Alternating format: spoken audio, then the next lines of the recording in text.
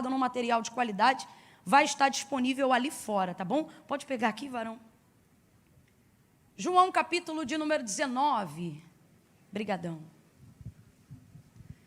A partir do versículo 24 em diante. Glória a Deus. Evangelho de Jesus, segundo escreveu João, capítulo 19, versículos 24 em diante.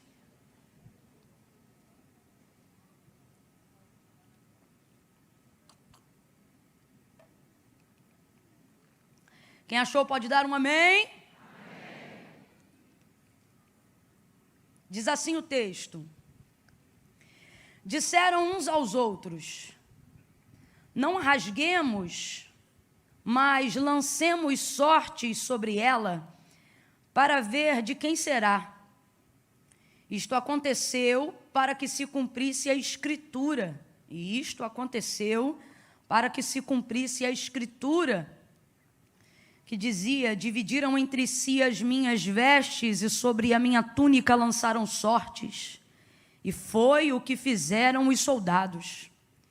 Junto à cruz de Jesus estava a sua mãe, a irmã dela, e Maria, mulher de Clopas, e Maria Madalena. Vendo Jesus ali a sua mãe, e que o discípulo a quem ele amava estava presente, disse à sua mãe: mulher, eis aí o teu filho. Depois disse ao discípulo: eis aí a tua mãe.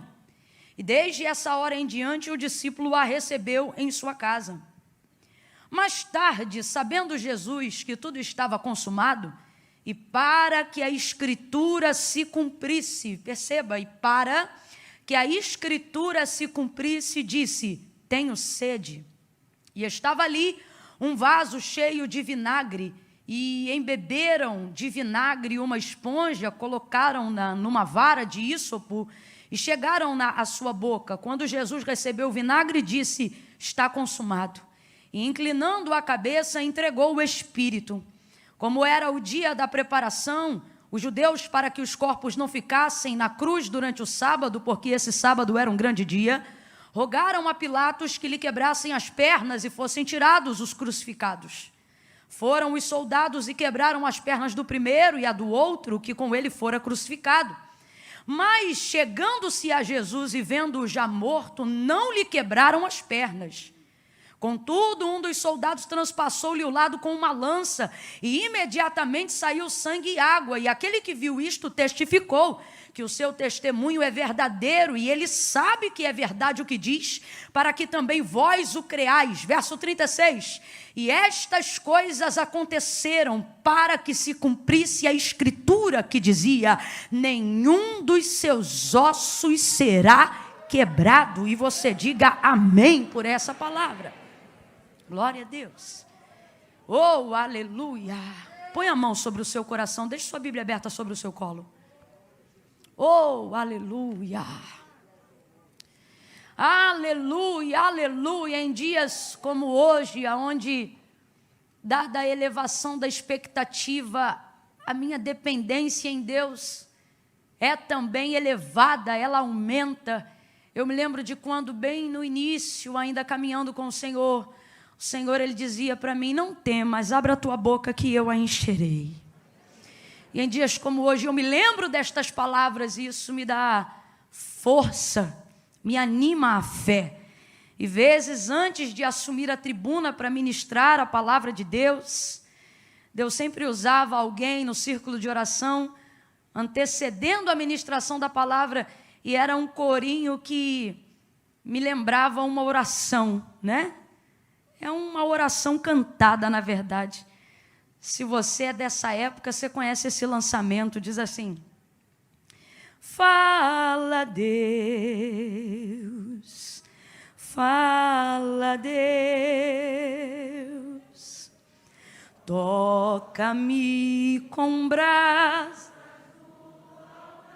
Faça disso uma oração, diga: fala, Deus, fala, Deus, sim, alegre atendo ao teu. Fala, Deus, Fala. Fecha os teus olhos, curve a sua cabeça. Fale com Ele. Toca-me com brasas do... Faça disso uma súplica, peça. Fala, Deus. Fala, Deus. Sim, alegre atento. Sim, alegre atento. Sim, alegre atendo ao teu. Senhor nosso Deus e nosso Pai, é com alegria que queremos atender ao teu mandar. É com alegria que queremos atender o teu comando. Nós estamos aqui, Senhor, por causa do teu nome. Nós estamos aqui por causa da tua glória. Nós estamos aqui para exaltar a tua fidelidade nesta noite. Nós estamos aqui porque ninguém nos ama como o Senhor nos ama. Nós estamos aqui por causa da multidão das tuas misericórdias, que tem sido a causa de não sermos consumidos, Deus. Quantos levantam pela manhã e à tarde já não são, mas nesta noite, como Davi, nós podemos te erguer um altar de adoração e tributar a ti toda a honra e toda a glória que é devida ao teu nome, porque nós deitamos, dormimos e estamos de pé, porque só o Senhor nos faz habitar em segurança. Quantas vezes tu tens sido o abrigo seguro, quantas vezes o Senhor tem sido o nosso chão, o nosso sustento, a nossa força. Quantos aqui nesta noite vieram do trabalho, outros pegaram trem, alguns vieram de carro, alguns no conforto, outros vivendo um revés da vida, mas todos estão diante do teu altar, Senhor. Todos estão diante da tua grandiosa presença, não porque queremos ouvir apenas uma palavra motivacional, não porque queremos administrar apenas um culto, mas porque precisamos ouvir a tua voz para termos a paz que excede todo o entendimento. É a tua palavra que orienta e que governa a nossa vida. Quantas vezes a nossa esperança já não foi renovada pelo poder da tua palavra?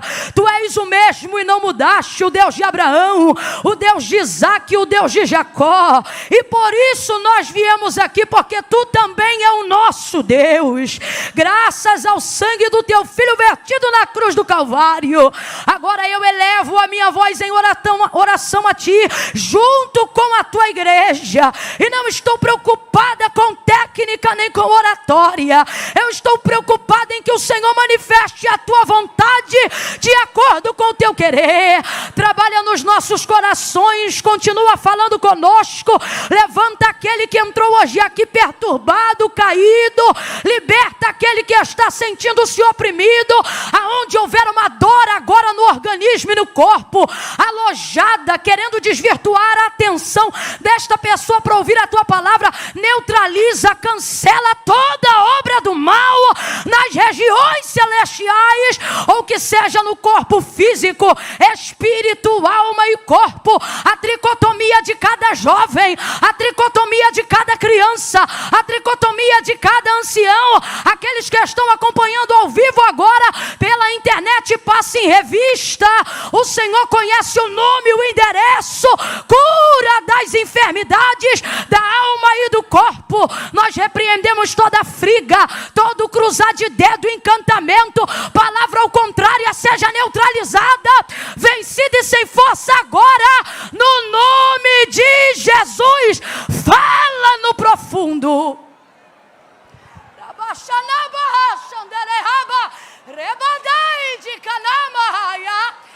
Fala no profundo, no oculto e no escondido, e alinha-nos ao centro da tua vontade e o teu querer. Glorifica, glorifica, glorifica, glorifica o teu nome, e nós te glorificaremos ainda mais, não a nós, Senhor, mas ao teu nome.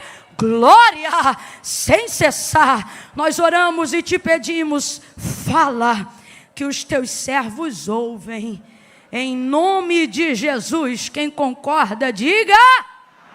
Oh, amém, aleluia. Oh, aleluia. Aleluia, aleluia. Muita gente sendo curada hoje aqui, aleluia. Oh, eu acho que você não me ouviu, eu vou falar de novo. Antes desse culto acabar, você vai procurar aquela dor chata que estava te incomodando, aquela dor chata que estava roubando a sua atenção, aquela enfermidade que estava furtando a sua alegria, e você não vai achar, porque o Senhor está cancelando enfermidades no corpo nesta noite, aleluia. Levante a sua mão e renda graças ao Senhor. Levante a sua mão e adore o amado, o desejado e a glória desta casa. Oh, aleluia, aleluia, aleluia, aleluia. Meu Deus, oh glória. Eu vou contar de 1 a 3, e quando eu disser 3, você vai liberar uma palavra que determina o rumo profético daquilo que eu acredito que o Senhor nos confiou como verdade para esta noite. Amém? No 3, você vai virar para esta pessoa e vai dizer para ela deste jeito: vai se cumprir tudo. Amém? Quando eu disser 3, você libera a palavra. Qual é a palavra que você vai liberar? Vai se cumprir tudo. É 1, é 2, é 3, vai! Vai se cumprir tudo. Agora para o outro vizinho, vai! Oh, aleluia, aleluia. Porque esta palavra é fiel e verdadeira. Porque Deus não é homem para que minta, nem filho do homem para que se arrependa. Falaria e não cumpriria? Oh, diria algo que não fosse capaz de fazer? Como cantou Maria, nós também profetizamos nesta noite. Porque para Deus não há impossível em nenhuma de todas as suas promessas. Aleluia. Oh, aleluia. Aleluia. Aleluia. Deus tem me ensinado que a fé não foi feita para sentir, foi feita para saber. E falando isso, eu já quero liberar uma palavra aqui sobre a sua vida, pelo menos a priori, a princípio, no início da disciplina da fé, porque toda virtude que nós temos precisa ser disciplinada. Toda virtude que nós temos precisa ser doutrinada, porque o corpo, na sua carne, para Deus, voluntariamente não opera nada. A carne é egoísta.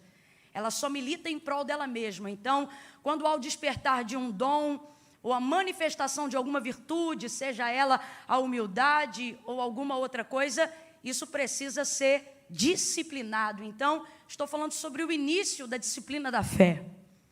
E pelo menos a princípio falando, eu gostaria que você gravasse isso na sua mente. A fé não sente, a fé sabe. E é muito importante que você tenha isso em mente. Uma fé que está acima de uma esfera sensorial.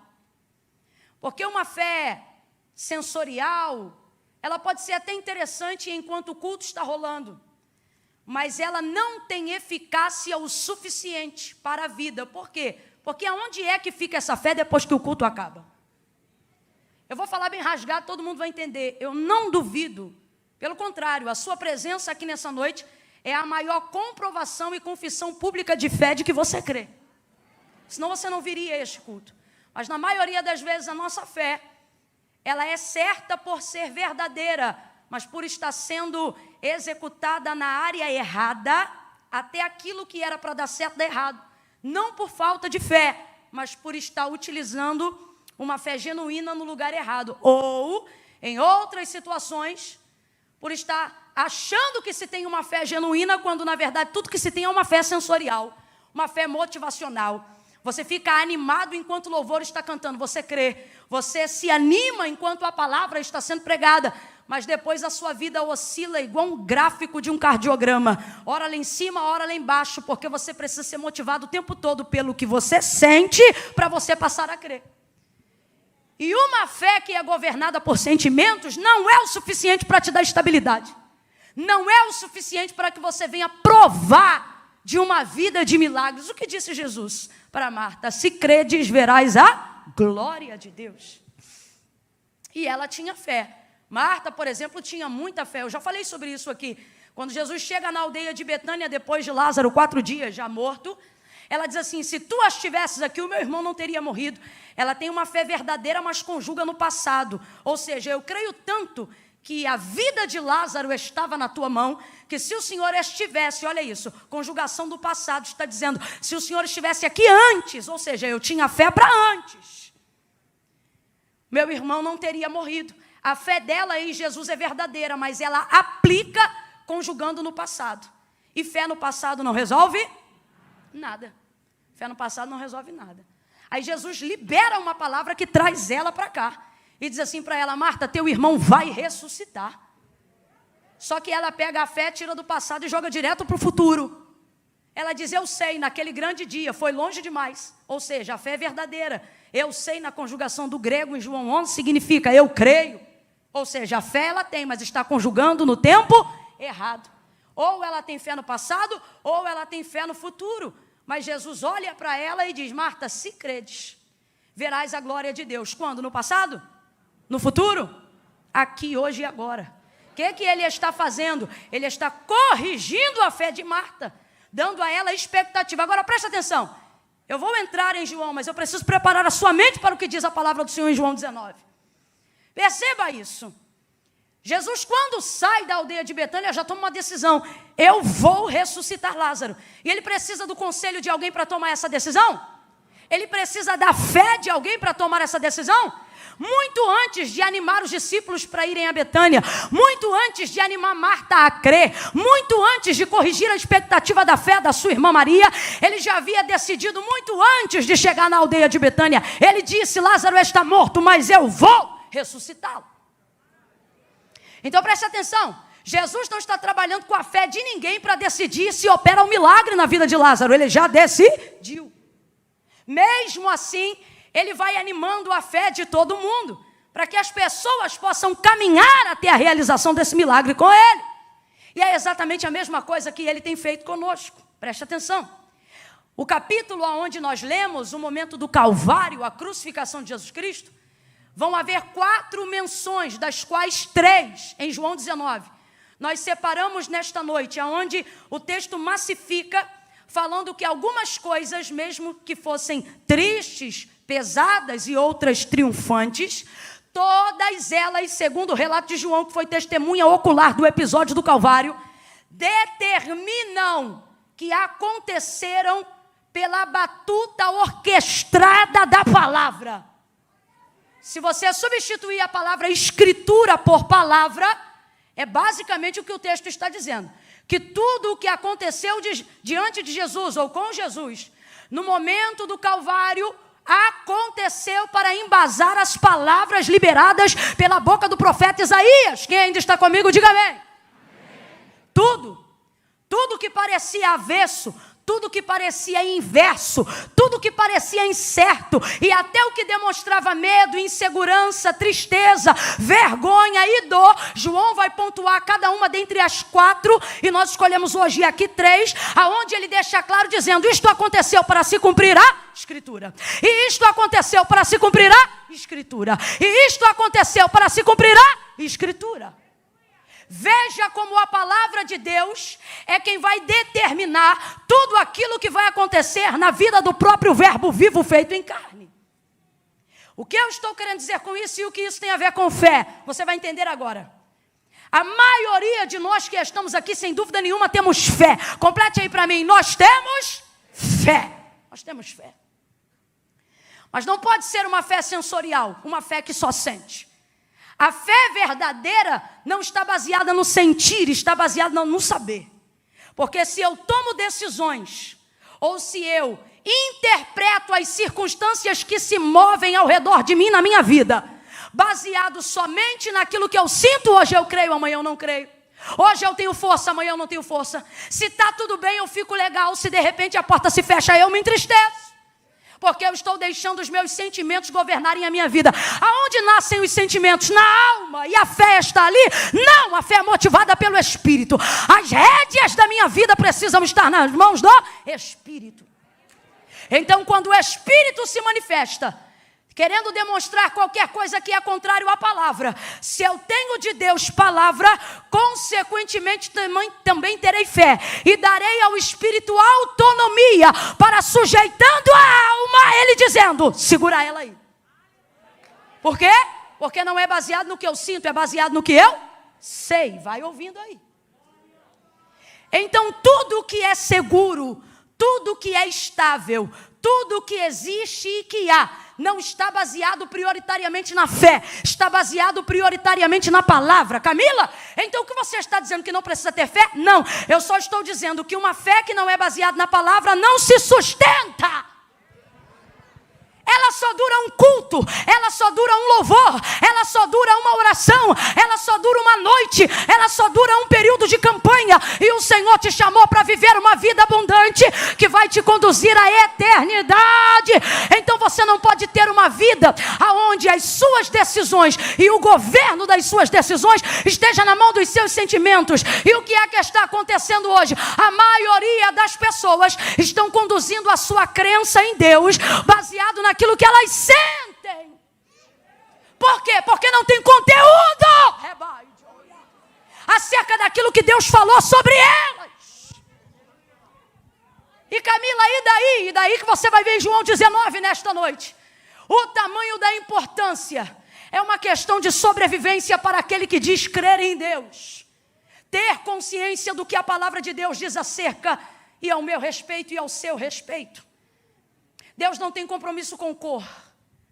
Deus não tem compromisso com cabelo. Deus não tem compromisso com conta bancária. Deus não tem compromisso com estilo, com estirpe, com shape. Deus não tem compromisso com conta corrente. Deus não tem compromisso com a não. Deus tem compromisso com a palavra. Ele corresponde à palavra. Deus não corresponde a sentimentalismo. Eu não estou dizendo que Deus não é sensível. A manifestação de Jesus Cristo na terra é a maior prova da sensibilidade de Deus para com a humanidade. Agora, o que é ser sentimentalista? É se tornar refém de um sentimento e dar para ele o governo das minhas decisões. Você acha que vai convencer Deus acerca das coisas que você precisa, dizendo para Ele apenas o quanto você está magoado? Você precisa reagir e se comportar diante de Deus, respaldando diante dEle a palavra. Por quê? Porque Deus não corresponde a rostinho bonito, nem carismático. O caminho é igual para todos. Disse Jesus, se vós estiverdes em mim e as minhas palavras estiverdes em vós, pedireis o que quiserdes no meu nome. Ele disse, eu vou pensar. Ele disse, eu vou estudar o caso? Não. Se vós estiverdes em mim e as minhas palavras estiverdes em vós, pedireis o que quiserdes no meu nome. Isto vos será feito. O quê? O que você está pedindo. O alvo da sua súplica. A área de atendimento da sua necessidade. Mas é mais fácil falar do que eu sinto do que falar do que eu sei. Por quê? Porque eu não leio a Bíblia. Porque eu baseio a minha fé em cima do que os outros falam e não em cima do que a Bíblia diz. Mas hoje o Espírito Santo vai te sacudir com todo carinho pelos dois ombros e ele vai dizer, a partir de hoje você não será como uma folha seca, você não será como uma cana agitada pelo vento, você não será prato de manobra na mão de gente corrupta. Deus te trouxe hoje aqui para te dizer, a partir de hoje vai ser menos eu acho e mais a Bíblia diz. A palavra de Deus diz, a palavra de Deus garante, e Deus tomará o governo de todas as decisões da sua vida. Hoje eu ministro algo esquisito aqui. Eu ministro um tipo de fé fria.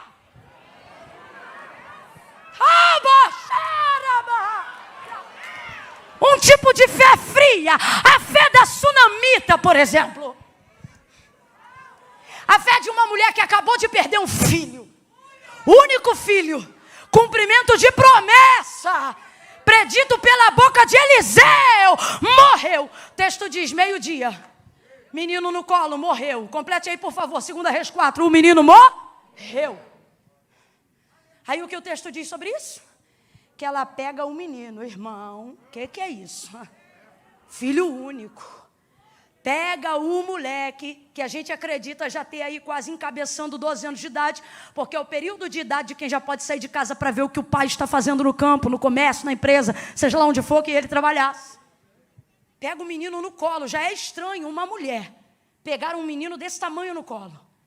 Pega o menino no colo, sobe as escadas, porque o texto diz que o quarto de Eliseu ficava no pavimento superior. Quem está conseguindo imaginar a cena? O moleque está morto. Ela viu que não tem mais vida nele. Quando não tem vida no alvo daquilo que eu quero que viva, para Deus não tem problema. Sabe por quê? Porque Ele não depende da fé que você coloca nas pessoas ou que as pessoas colocam em você. Ele só depende da fé que você decidiu colocar nele. Não, eu não sei se você entendeu. Veja, não tem mais vida no menino, mas tem vida na mãe.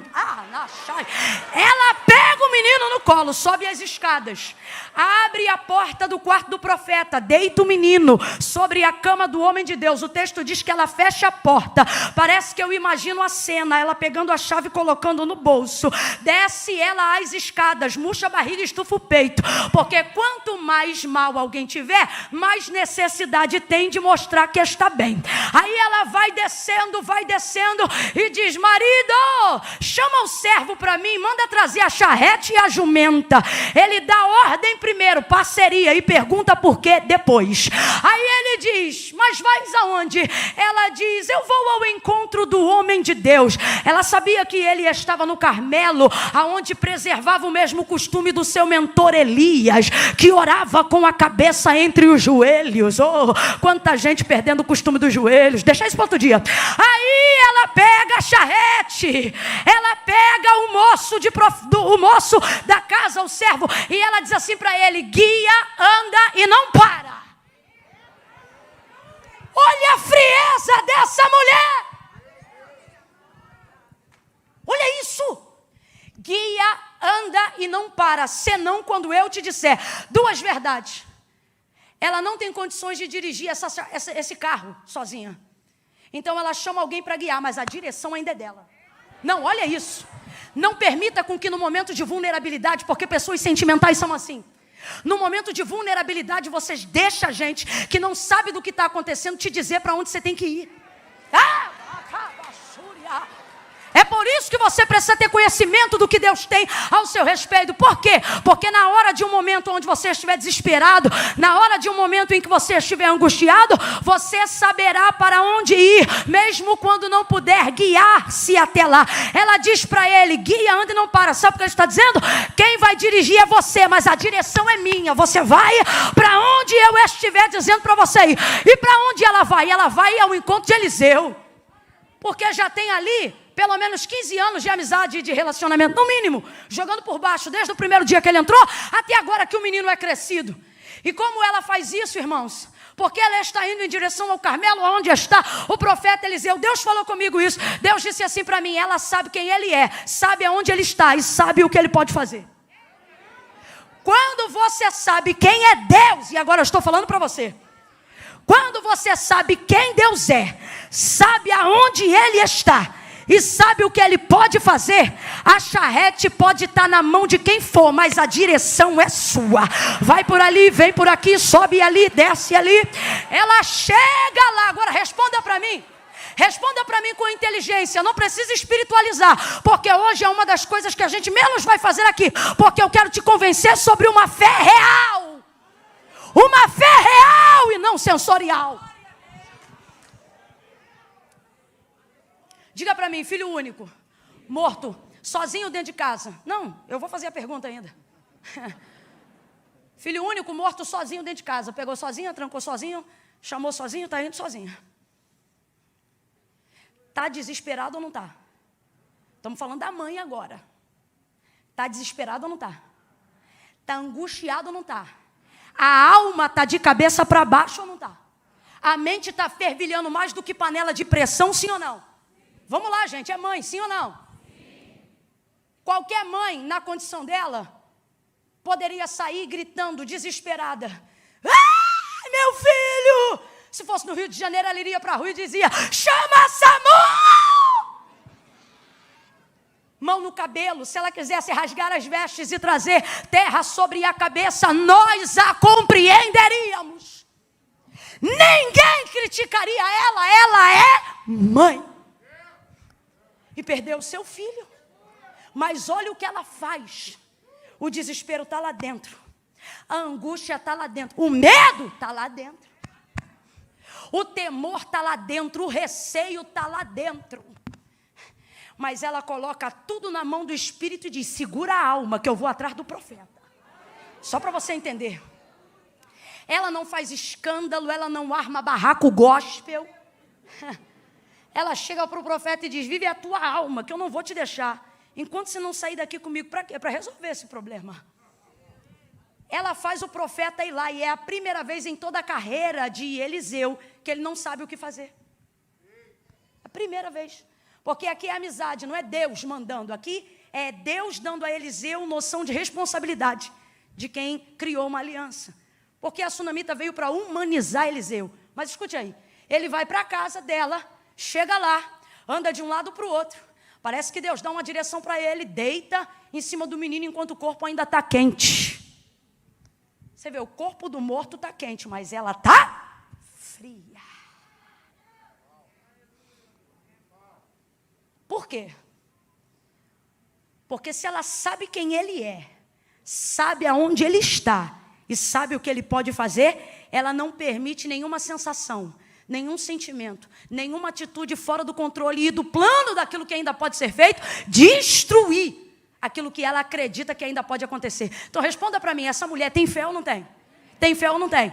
Mas não está pulando, não está dando glória a Deus, não está rodando, não está falando em língua, mas tem fé ou não tem? E a Bíblia diz que essa é a vitória que vence o mundo, a nossa fé. Ela tem fé em quê?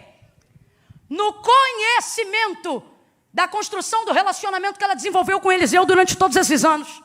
Ela não sabe apenas o que ele é capaz de fazer, ela sabe quem ele é. Porque no dia que ela construiu um quarto junto ao muro da casa, o que ela disse ao marido? Marido, vamos construir um quarto junto ao muro da nossa casa, porque eu tenho visto que este homem que sempre passa por nós é um santo homem de Deus. Ela sabia quem ele era e sabia o que ele podia fazer. Ela manteve o controle, não baseado no que ela sentia, ela manteve o controle baseado no que ela... Abre a boca, baseado no que ela sabia.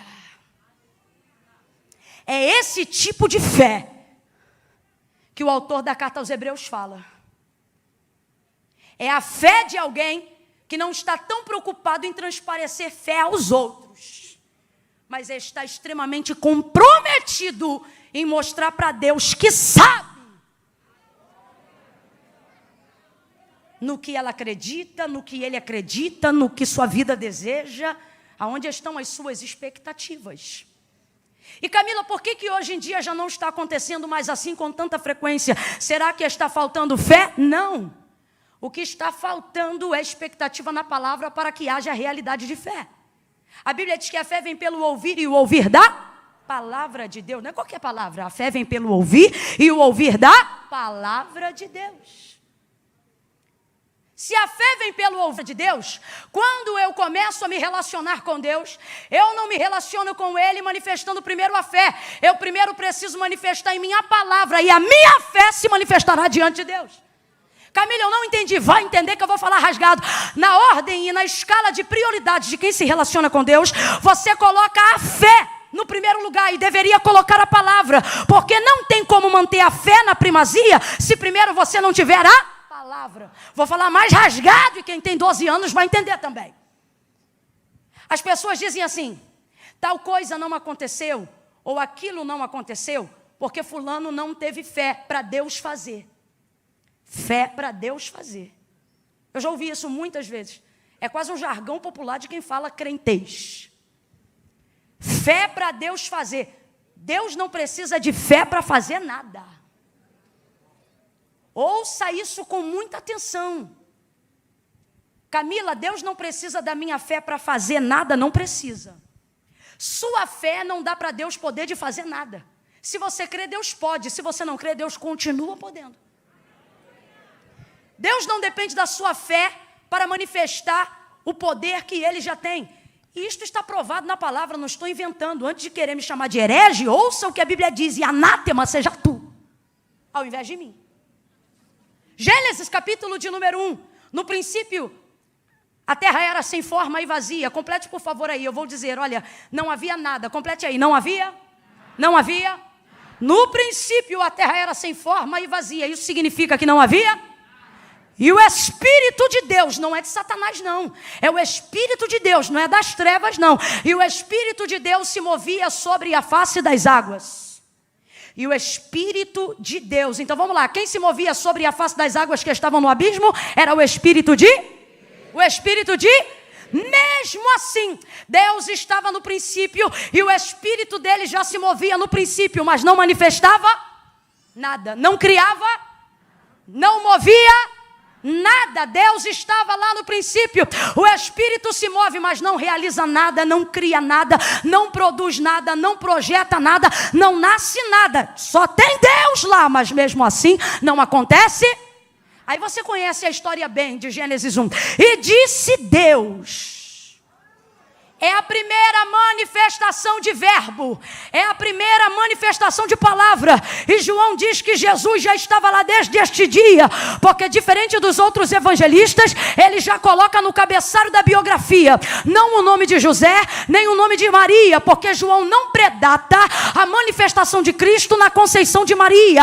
Ele predata a biografia de Cristo lá no princípio, quando ele diz, no princípio era o verbo estava com Deus, o verbo era Deus, nele estava a vida, e a vida era a luz dos homens. Ouça isso, Gênesis 1, aí ele diz assim, e disse Deus, haja luz. Eita gente, e o que aconteceu? E houve luz. E disse Deus, haja luz, e houve luz.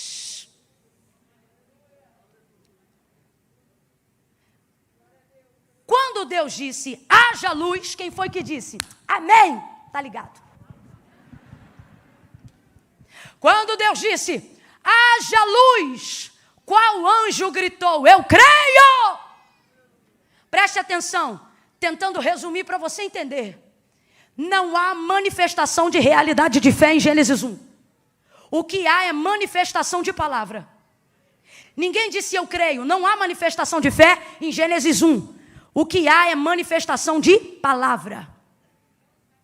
Camila, o que você está dizendo? Que eu não preciso ter fé? Não. Estou dizendo que é necessário que todo aquele que se aproxima de Deus creia que Ele exista e que Ele é galardoador daqueles que o buscam. Mas quando isto vai se tornar uma realidade? Quando ao invés de colocar a fé no pináculo, eu colocar a palavra. Então preste atenção. Deus não depende da minha fé para fazer, porque o autor da carta aos Hebreus legitima a seguinte verdade, porque céus e terra, tudo o que existe e tudo o que há, não foi feito por prova aparente do que se vê, mas foram criados pelo poder da fé, foram criados pelo poder da sua palavra. Então não há em Deus moção de fé, para que Ele tenha poder para fazer o que quer fazer. Se você crê, Deus faz. Se você não crê, Deus continua fazendo. Só que só recebe a vida de quem crê. Porque Deus não precisa de fé para fazer. E por que ainda assim eu creio, Camila? Porque Deus não precisa de fé para fazer. Eu preciso de fé para receber aquilo que Deus já fez. Então eu creio. E no que eu creio, Camila? Eu preciso crer no que a Bíblia diz sobre mim. Eu preciso crer no que a palavra de Deus diz sobre mim. E quando isto acontecer,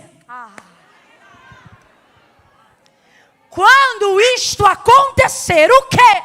Eu tiver consciência do que a palavra de Deus garante ao meu respeito, a minha fé será atestada, será segura, será poderosa, porque ela não andará mais de acordo com o que ela sente. Por ter palavra, ela andará de acordo com o que ela sabe. Mesmo quando eu não estiver sentindo nada, eu venho para o culto.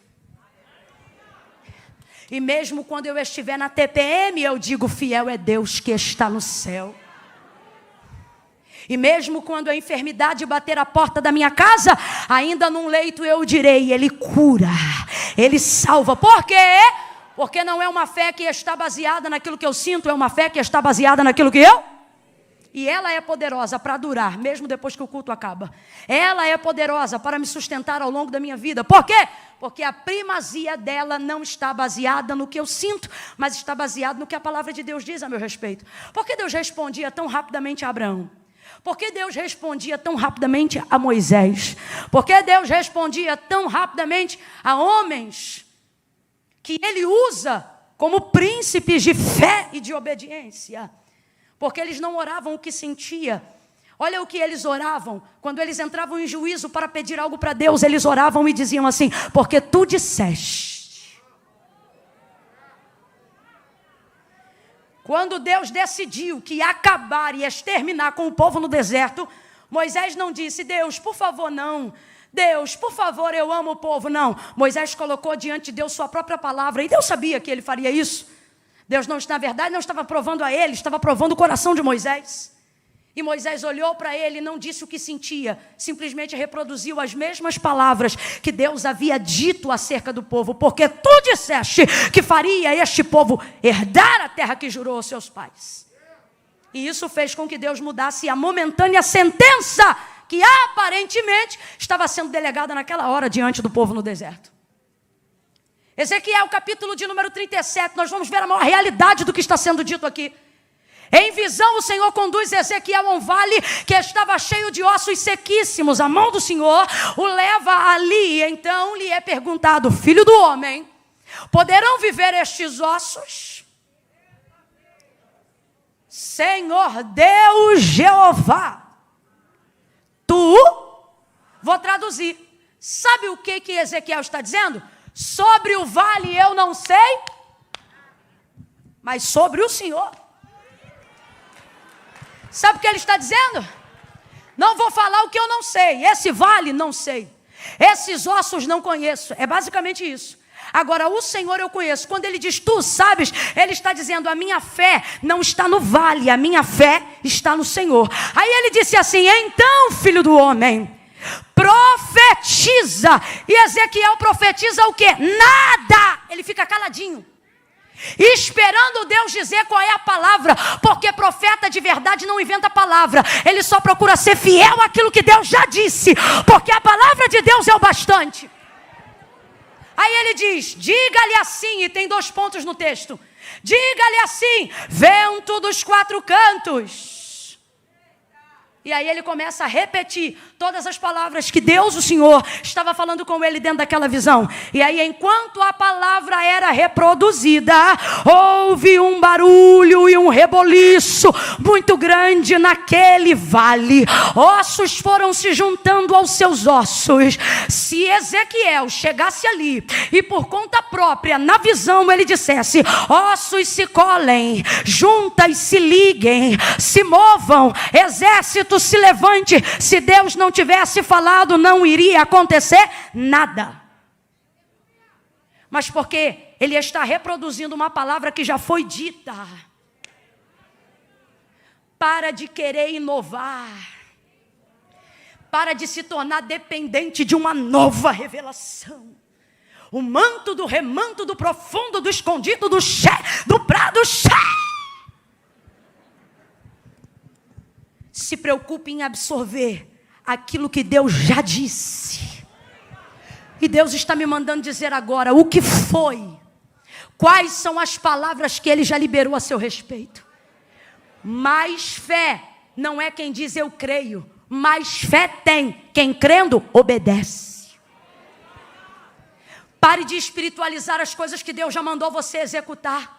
Quantos milagres estão estacionados? Porque ao invés de confessar uma incredulidade verdadeira, preferimos manifestar uma falsa fé.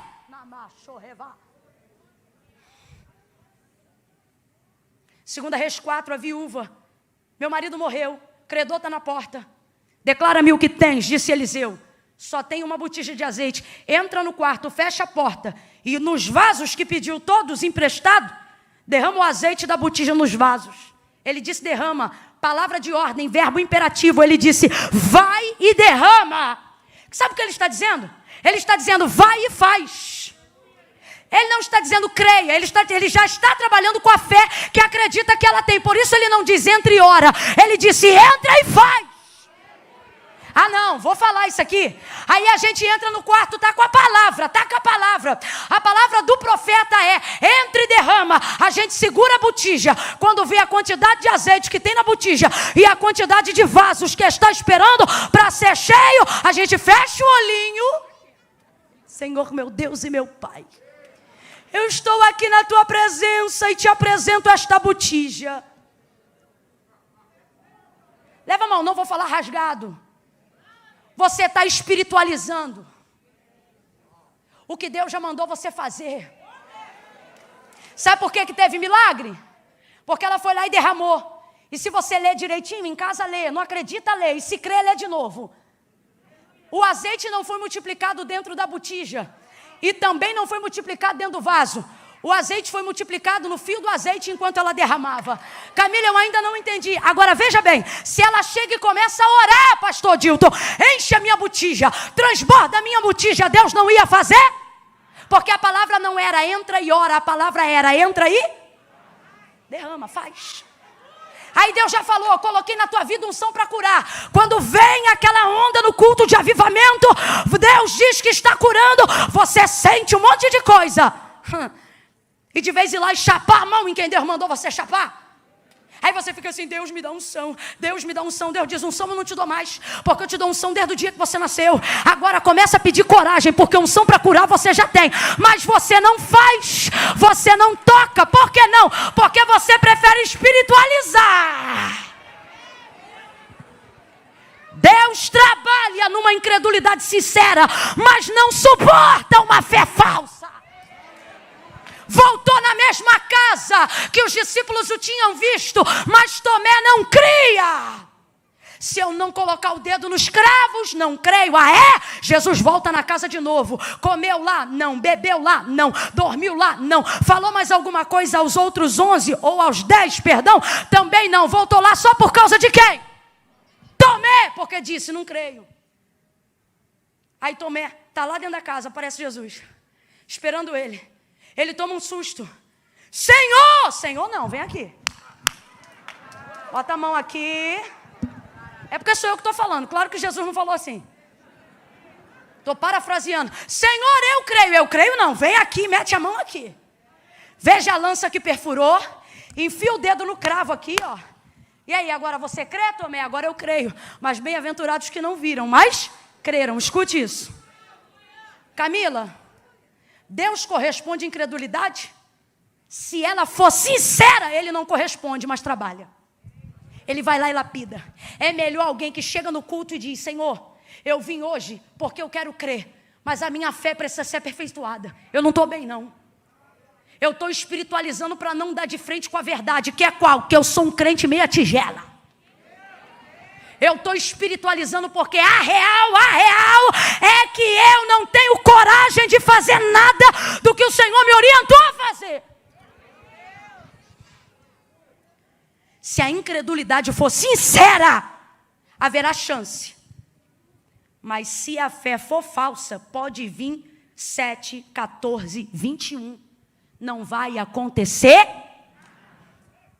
Estou sendo sincera. Agora, vou lá, estou sentindo de ir, não, mas eu vou lá porque eu sei. Por isso Paulo não disse, ofereça um culto espiritual para Deus. Ele diz, vem para o culto e ofereça um culto racional. Vem aqui e coloca diante de Deus o que você sabe, o que a Bíblia diz. Camila, isso é afronta? Não. É entrar em juízo com Deus, é anunciar a sua palavra, é dizer, Deus, eu estou aqui porque a tua palavra diz assim, a tua palavra diz assado, e a tua palavra diz isto, e a tua palavra diz aquilo, e por isso eu vim. Fechando em João 19, porque eu pareço doida, mas não sou. Verso 24. Quando os soldados rasgam as vestes e lançam sorte sobre a túnica, João termina o verso 24 dizendo assim, quem fizeram isso foram os soldados. Olha o que acontece na vida de alguém que é norteado pela palavra. Olha o que a fé de alguém que é embasada na palavra faz com tal pessoa. Foram os soldados que fizeram isto. Isto o quê? Rasgaram, tiraram, desnudaram. É momento de vergonha ou não é? Vamos lá, gente. É vitupério ou não é? É vergonhoso e constrangedor, sim ou não? Vem, igreja, sim ou não? Sim. Só que João diz assim, mas isto aconteceu para que se cumprisse a Escritura. Vamos substituir pela palavra. Para que se cumprisse a... E aí João repete a palavra que está escrita pela boca do profeta Isaías, que foi dita muitos e muitos anos antes deste fatídico dia chegar. Sabe o que João está dizendo? Porque eu sei o que a palavra diz sobre o que isso está acontecendo. Foram os soldados que fizeram, mas eles só fizeram porque a palavra diz que eles fariam isso. Ponto número 1. E serão só 3. Quando eu tenho em Deus a palavra, eu não transfiro para ninguém aquilo que eu sei que só está acontecendo porque a palavra de Deus se mantém no governo. O que está acontecendo aqui é bom? Não. O que está acontecendo aqui é legal? Não. O que está acontecendo aqui é confortável? Não. O santo, o cordeiro imaculado, inocente, está sendo vituperado, tendo vestes rasgadas e achacotado diante de uma multidão. Mas o texto diz, os soldados fizeram, mas só fizeram porque a palavra disse. O que é isso? Governo máximo. É acreditar que até quem se põe diante de mim como adversário... A banda da Cleidiane sobe aqui rapidão pra gente já ir terminando. Cadê? Tua banda tá aí? É acreditar que se eu estou debaixo de uma palavra, até os adversários e circunstâncias adversas e pessoas que se colocam como inimigos estão trabalhando igual ponteiro do relógio. Elas estão trabalhando para fazer cumprir aquilo que Deus liberou sobre a minha vida. Levante a sua mão. Eu estou declarando esta palavra sobre a própria palavra de Deus. Estenda ela bem alto. Agora traga ela sobre sua própria cabeça. Quando você tem a palavra, eu não preciso dizer diretamente sobre você. Você tem o mesmo poder delegado que está sobre mim. Traga a sua mão sobre a sua cabeça. Se tu tens fé para isso, vem. Se não tens, vem na minha fé que eu vim crente.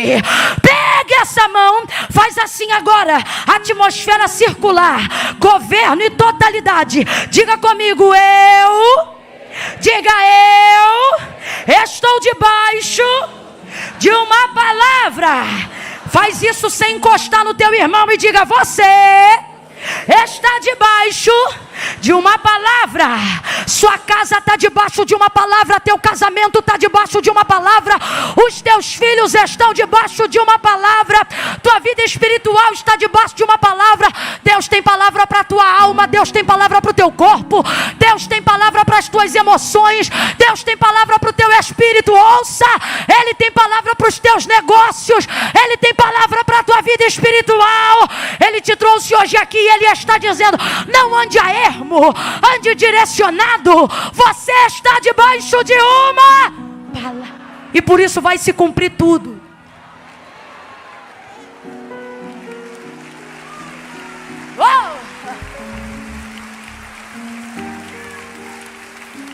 Grita aí de novo com alguém e diga, vai se cumprir tudo.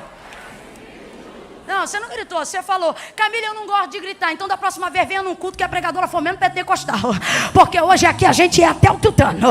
Olhe para quem está ao seu lado. Se até Deus bradou no coração de Samuel, que problema tem eu elevar a voz? Olhe para quem está ao seu lado e diga, vai se cumprir tudo que a Bíblia diz ao seu respeito já está sobre você. E Deus não precisa da sua fé para fazer. É você que precisa da sua fé para receber o que já está pronto, o que já está feito, o que Ele já disse. Quem acredita nisso, reaja, reaja, reaja. Eu tenho uma palavra, eu tenho uma palavra.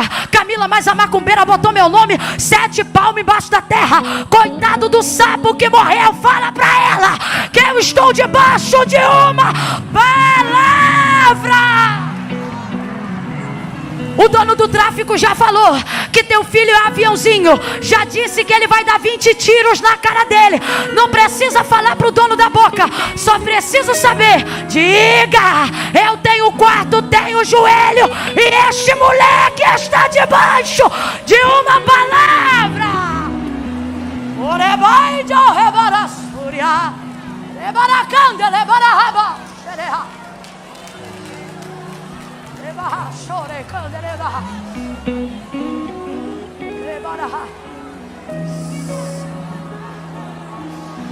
Para de andar como se fosse qualquer um. Pare de se comportar como se você fosse alvo de sorte ou azar. Para. Você tem palavra. Você tem fé. Você só precisa botar para acontecer. Só precisa se posicionar para receber. Até o inimigo trabalha igual um ponteiro no relógio, pensando que está fazendo mal a mim, mas ele só está cumprindo a. E quando é que eu tenho esse discernimento? Quando eu sei o que é dito sobre mim. Eu já vi isso acontecer muitas vezes. Crente passar por humilhação, na hora da tribulação falar meia dúzia de coisa que não deve, mas depois sentar em casa, lembrar ou o que disse o profeta, ou o que Deus falou contigo na Bíblia. E aí você diz: não, Deus falou isso aí. E aí a gente se aquieta. E o inimigo pensa: estou tirando farinha com o cara dele. E a gente diz: está trabalhando de graça para mim, menino, me respeita.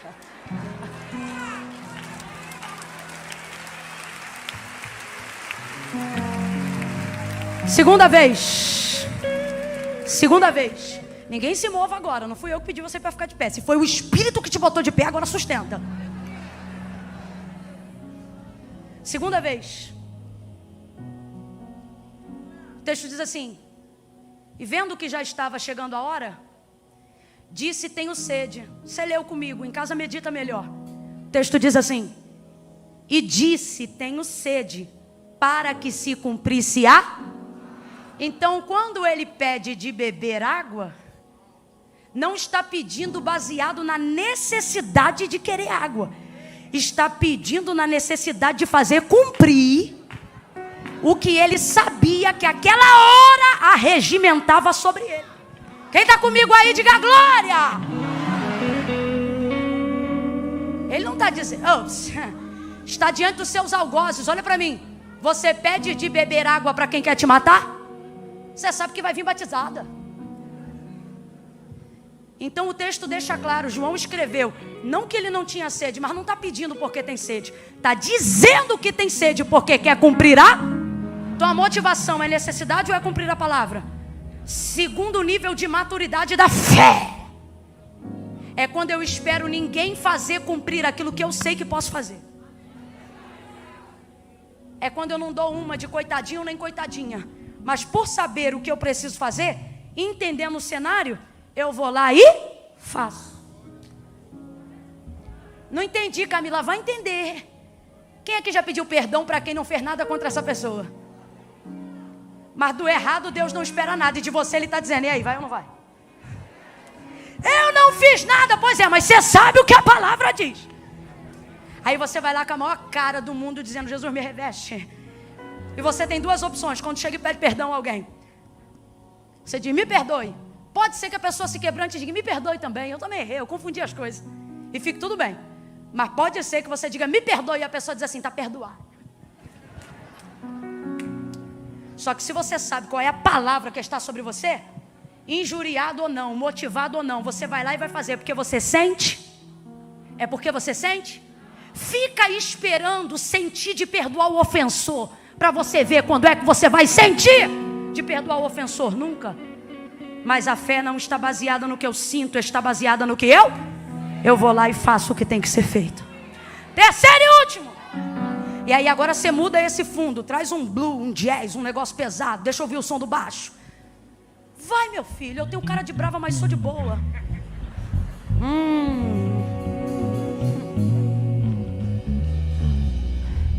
Nós vamos fazer um som agora de quem está vendo o cenário todo montado para alguém te arrebentar ou para uma circunstância.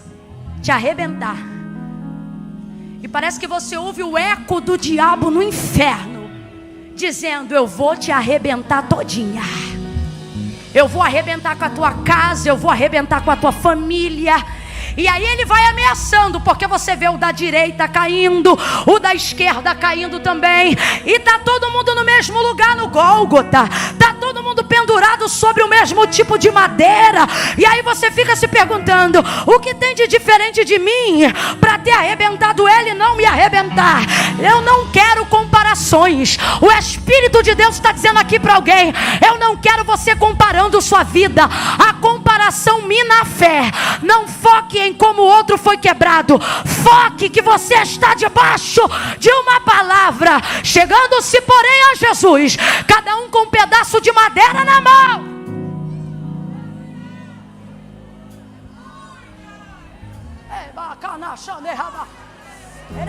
Não mudou nada. Cadê? Vamos fazer um negócio diferente. Negócio diferente, um som de guerra, um som de inferno decepcionado e igreja celebrando, um som de inimigo envergonhado e igreja triunfando. É por aí. O diabo está dizendo: vai te quebrar, vai te arrebentar. Eu fiz com o vizinho e vou fazer contigo. Eu fiz com o filho dela e vou fazer com teu. Eu não sei em que palavra ele estava, mas eu sei que palavra tem sobre mim. Eu estou debaixo de uma palavra. Oh! Terceiro e último estágio. Que estágio é esse? É o auge da fé genuína. Jesus está morto. Complete aí, por favor. Jesus está? Jesus está? E morto reage? Morto se defende? Morto argumenta? Morto se protege? Morto não pode fazer? Está? Está lá, paradinho.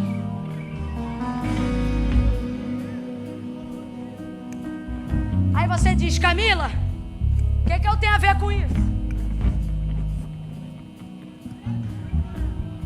Camila, o que eu tenho a ver com isso? Você diz assim: vivo eu estou, porque eu estou respirando. Mas às vezes está num ambiente de trabalho onde você não pode se defender. Você diz: viva eu estou, viva eu estou, porque eu estou respirando. Mas está morando de favor numa casa onde você não pode pedir nem para ligar o ventilador. Vivo tá, mas tem que estudar numa faculdade que, se você levantar um argumento contrário, recebe 1000 pedradas. Aí você diz: Camila, vive eu tô, mas parece até que eu tenho que agir como se eu estivesse. E aí essa hora, Camila, o que vai acontecer? Ora, se na primeira vez cumpriu-se a palavra, se na segunda vez tu cumpriste a palavra, esse é o maior auge. É quando, Camila? É quando eu não posso mais reagir, mas não haverá problema. Por quê? Porque você trabalha para cumprir a palavra trabalha para cumprir o que você não pode mais cumprir, para defender quando... Camila, ainda não entendi, vai entender. Deus trouxe gente hoje aqui e está dizendo: a minha palavra vai se manifestar e ela vai fazer por você aquilo que você não pode fazer. Camila, será que isso é verdade? É verdade, porque o autor da carta aos Hebreus diz que ela é viva, eficaz, mais penetrante do que qualquer espada de 2 gumes. Levante a sua mão. Oh, eis que o guarda de Israel, o Senhor é este guarda, e é Ele quem te guarda. O sol não te molestará de dia e nem a lua de noite. O Senhor guardará a tua alma, Ele guardará a tua entrada e a tua saída, desde agora e para sempre. Levante a mão. Bendito serás ao entrares, bendito serás ao saíres. Oh, aquele que habita no esconderijo do Altíssimo, a sombra do Onipotente descansará. Direi do Senhor: Ele é o meu Deus, o meu refúgio, nele eu confiarei. Eu estou debaixo de uma palavra. Oh, quem está debaixo de uma palavra? A palavra vai reagir. A palavra vai reagir. Oh!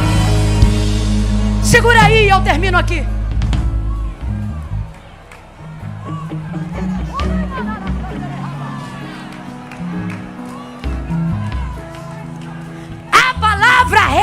hoje. Eu só preciso saber o que ela diz e executar o que ela manda.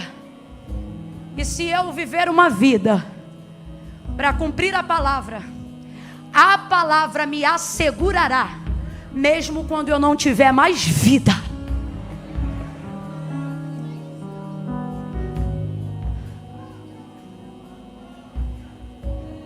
Diga comigo, a fé não sente. Diga, a fé sabe. Depois você pode até sentir, mas primeiro você precisa. Camila, eu quero voltar para Jesus hoje, mas eu sinto que eu não estou pronto. A fé não sente, a fé. Camila, eu preciso fazer uma aliança com Deus hoje, mas eu sinto que eu não consigo me perdoar. Não é sobre como você se sente, é sobre o que a palavra diz. Então segure aí um pouco do que você sente e ouça o que Deus diz.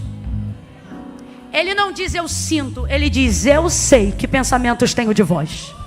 Pensamentos de paz e não de mal, para te dar o fim que você deseja. Quem ainda me ouve, diga amém. Jó só sentia dor, úlceras que perfuravam a carne e pegavam até os ossos. Ele não gastou nem um minuto quando invocou Deus para falar do que sentia. Se não me engano, capítulo 28, ele escreve e ele diz: eu sei. Está arrebentado, pastor Gesiel. Está na lona. Filho morreu, casa quebrou, não tem camelo, está sem ouro, está sem prata, sem status, sem amigos, sem nada. Jó, o que você está sentindo? Depressão. Jó, o que você está sentindo? Complexo de inferioridade. Jó, o que você está sentindo? Dor. Jó, o que você está sentindo? Estou sentindo a dor das úlceras, do mal que está em mim. E aí, Jó, vai falar do que você sente? Não, porque se eu falar do que eu sinto, eu mesmo cavo a cova, eu mesmo me enterro. E aí, Jó, vai fazer o quê? Vou falar do que eu me lembro. Eu sei que o meu Redentor vive, e por fim ele se levantará sobre a terra. Olha para mim, igreja. Chega dessa balela, só fazer o que sente. Aí não sente de orar, não ora. Depois a vida declina, não sabe por quê. É porque você está querendo espiritualizar o que Deus só mandou você fazer. Vou contar de 1 a 3. Camila, e aí vai fazer apelo? Não, apelo eu estou fazendo a 1h06. Vou fazer convite. Camila, mas eu só vou ir na frente se eu sentir um arrepio. Quer sentir arrepio? Tira a roupa no frio. Aqui agora é decisão. É decisão. Camila, seguinte, deixa eu só resolver minha vida essa semana. Na próxima campanha eu vou entregar minha vida para Jesus. Não vai. E não é porque você não quer, é porque foi o próprio Jesus que disse: sem mim nada podeis fazer. Não, mas é que tem essa situação aqui que é tico-tico no fubá. Vem você, o tico-tico e o fubá. Camila, minha parada é mais séria, vigia. Tô com 8 gramas de um bagulho aqui no bolso. Vou repartir, inclusive marquei o ponto de encontro aqui. Vem você, as 8 gramas, se o fornecedor veio, pergunta se ele quer vir também. Porque Jesus não disse se prepara e vem. Ele disse: vinde a mim todos vós que estáis cansados, oprimidos, sobrecarregados. Ele não disse eu vos julgarei. Quem se lembra, completa para mim, igreja. Ele disse eu vos tem alívio de Deus. No 3, ok? Aí você vê só um refrão, tá, Cleide? No 3, quem está na galeria: ai, Camila, eu vou ter que ir aí na frente. Vai. Mas é meio longe. Longe é o céu sem Jesus.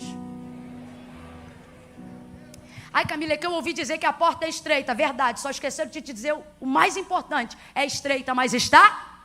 Passa por ela hoje. Eu conto 1. A igreja que entende o poder da oração Levante a mão e comece a interceder agora. Eu conto 2. Se não consegue orar, seja sincero.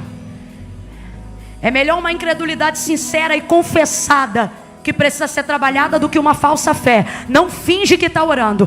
2,5. Quando as pessoas começarem a sair do lugar, porque eu sei que elas estão aqui, aleluia, você não vai aplaudir ninguém, você vai orar mais intensamente.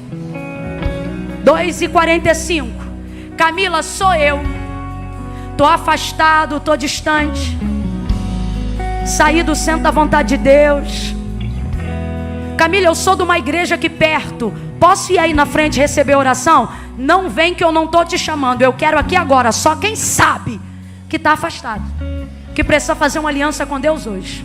2,45. Parou de orar por quê, igreja? 2,50. Levante a mão, vai orando. O Senhor está quebrando cadeias. Camila, sou eu, é você? 3. Tira o pé do chão agora e vem para Cristo. Senhor nosso Deus e nosso Pai, em nome de Jesus, em nome de Jesus, eu levanto a minha voz agora e oro com a sua santa igreja. Nós abençoamos a vida de cada um desses irmãos, dessas irmãs, dessas pessoas que estão diante do teu altar. Nós entendemos a vinda delas ao teu altar, dada a especificidade do convite, a confissão pública de fé.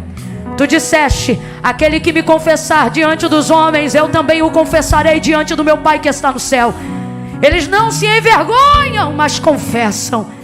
Por isso, Senhor, dá a eles a alegria de terem os seus nomes inscritos no livro da vida, como ministros de uma nova aliança e sacerdotes de uma nova geração. Cumpre o que tu disseste que faria. Quando tu disseste: tudo que 2 de vós ligardes na terra será ligado no céu. Deus, as pessoas que pela internet agora também te confessam e retornam, Senhor, nós ligamos o perdão dos seus pecados, a sua libertação, e ministramos sobre cada um deles a alegria. Alegria, alegria, alegria, alegria, alegria, alegria, alegria, alegria, alegria. A alegria do Espírito Santo e a alegria da salvação que só há em Cristo Jesus. Em nome de Jesus, nós te glorificamos. Nós te glorificamos, porque nessa noite salvação e glória chegaram a esta casa. Em nome de Jesus, quem concorda, diga. Presta atenção só um minutinho. Eu vou deixar você celebrar com as suas palmas, mas todos vocês que estão aqui na frente, a gente quer ajudar vocês.